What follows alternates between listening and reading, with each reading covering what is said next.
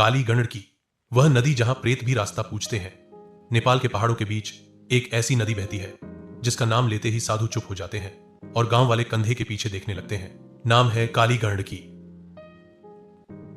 लोग कहते हैं यह सिर्फ नदी नहीं, यह आत्माओं का गलियारा है, जहां कुछ आत्माएं मुक्ति की तरफ बहती हैं और कुछ अधूरी रहकर प्रेत बन जाती हैं। और अगर तुमने कभी सांझ के बाद काली गंडकी के किनारे एक लंबी सीटी जैसी आवाज सुनी है तो समझ लेना कोई वहां सिर्फ पानी नहीं सुन रहा था, कोई तुम्हें बुला रहा था। काली गंडकी नेपाल की सबसे रहस्यमयी नदियों में से एक है। यह वही क्षेत्र है जहां पत्थरों के भीतर शालिग्राम पाए जाते हैं, जिन्हें लोग भगवान विष्णु का स्वरूप मानते हैं। इसी कारण यह घाटी सिर्फ प्राकृतिक नहीं, धार्मिक रूप से भी भारी मानी जाती है। पुरानी परंपराएं कहती हैं जहां शालिग्राम है वहां देव ऊर्जा बहुत तेज होती है, और जहां देव ऊर्जा तेज हो वहां अंधकार भी छिपकर चलता है, क्योंकि अंधकार को पता है यही उसकी परीक्षा होगी।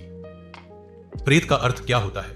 हिंदू मान्यता में प्रेत वही आत्मा है जिसका अंत अचानक हुआ हो, या जिसका अंतिम संस्कार पूरा न हुआ हो, या जो बहुत बड़े लोभ, क्रोध, भय में मरी हो, या जिसकी कोई अंतिम इच्छा जमीन पर ही रह गई हो। ऐसी आत्मा देह छोड़ देती है पर दुनिया नहीं छोड़ती, वह बन जाती है भटकती परछाई। और लोक विश्वास कहता है काली गंडकी जैसे स्थान जहां तीर्थ ऊर्जा और मृत्यु ऊर्जा एक साथ बहती है, वहां ऐसी आत्माएं अधिक महसूस होती हैं। काली गंडकी का बहाव कई जगह बेहद तेज है।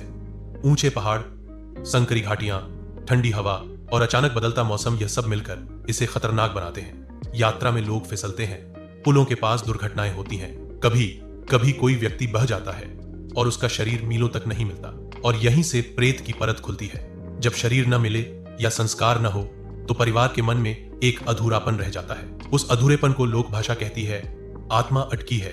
इसीलिए कई परिवार नदी किनारे दिया जलाते हैं, नाम लेते हैं और नदी से कहते हैं उसको छोड़ दे, वो घर लौटना चाहता है। अब मैं तुम्हें काली गंडकी के किनारे की वह रात सुनाता हूं जो लोग खुलकर नहीं बताते। सांझ के बाद जब पहाड़ काले हो जाते हैं और नदी का शोर एक लगातार मंत्र जैसा लगने लगता है, तब कुछ लोग कहते हैं किनारे पर कदमों की आवाज आती है, लेकिन मुड़कर देखो तो कोई नहीं। कुछ कहते हैं उन्होंने अपने नाम की धीमी पुकार सुनी है, ऐसी पुकार जैसे कोई परिचित हो पर आवाज में ठंड हो।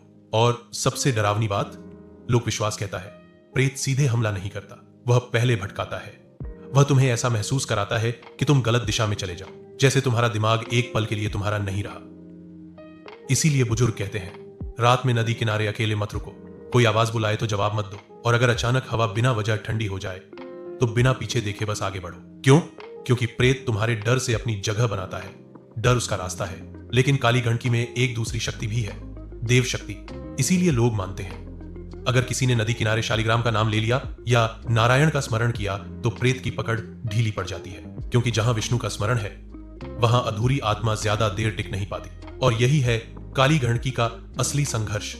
तीर्थ बनाम तामस मुक्ति बनाम मोह देव ऊर्जा बनाम प्रेत भटकाव। अब मैं तुम्हें कथावाचक की तरह अंतिम सत्य सुनाता हूं। काली गंडकी डरावनी नहीं है, डरावना है मनुष्य का अधूरापन। जब कोई व्यक्ति अचानक चला जाता है तो उसके पीछे दुख, अपराधबोध, सवाल सब बच जाते हैं। लोक कथा उसे प्रेत कहती है और धर्म उसे बंधन कहता है। इसलिए संदेश साफ है, अपनों की विदाई पूरी करो, उनके लिए प्रार्थना करो और अपने भीतर का डर किसी नदी के हवाले मत करो, क्योंकि जो आत्मा मुक्त होना चाहती है उसे रास्ता श्रद्धा देती है, और जो भटकती है उसे शांति याद और कर्म से मिलती है। काली गंडकी सिर्फ नदी नहीं, यह एक सीमा है जहां जीवन बहता है और जहां मृत्यु भी अपने नियम से चलती है। और अगर कभी तुम उस किनारे जाओ तो याद रखना, नदी की आवाज सुनना, लेकिन किसी अनसुनी पुकार का जवाब मत देना।